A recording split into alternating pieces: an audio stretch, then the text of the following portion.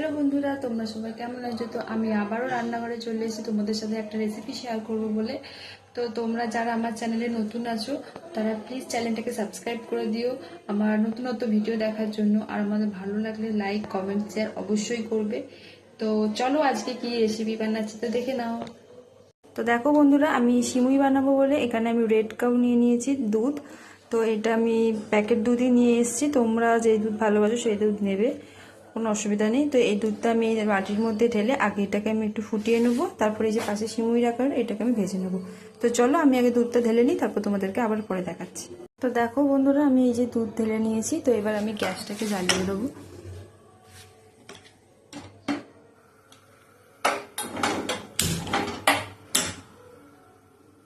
গ্যাসটাকে জ্বালিয়ে নিয়েছি, তো দুধটা ফুটুক, তারপর তোমাদের নেক্সট স্টেপ দেখাচ্ছি। এখানে আমি একটু ভাঙা কাজু নিয়ে নিয়েছি, আর এখানে যে একটু কিশমিশ, আর একটা তেজপাতা, আর 4টে এলাচ, আর এখানে আমি সিমের প্যাকেটটা খুলে নিয়েছি। তো এই গরম হয়ে গেলে এগুলোকে ভেজে নেবো, কাজু কিশমিশ ভেজে নিয়ে তারপরে আমি এটা আলাদা করে ভেজে নেবো। তারপরে এটা আমি একটু হালকা ভেজে নেবো। তারপরে কড়াতে যে তেলটা আছে তো আমি সিমুইগুলো সব ঢেলে দেবো। সিমুইগুলোকে ভালো করে আমি লাল লাল করে ভেজে নেবো।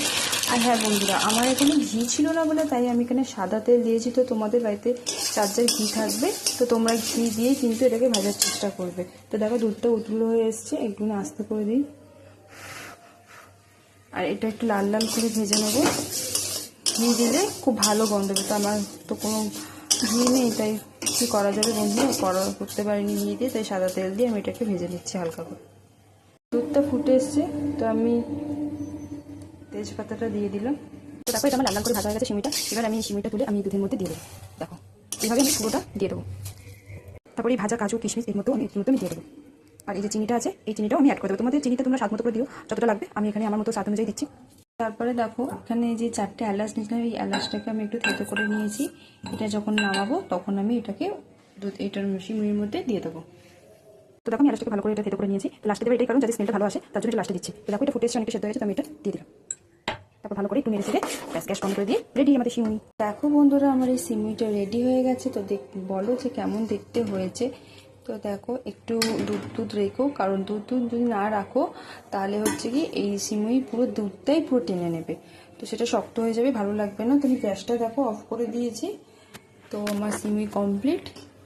এবার তোমরাও খেয়ে বলবে যে কেমন হয়েছে। তোমরাও বাড়িতে ঝট করে রেসিপিটা বানিয়ে ফেলো, আর লুচির সাথে খেয়েও হেব্বি লাগে। তো আমার তো আবার ফ্রিজে রেখে দিলে পরের দিন সকালে গেলে দারুণ লাগে। তো তোমাদের কেমন লাগে আমাকে জানাও।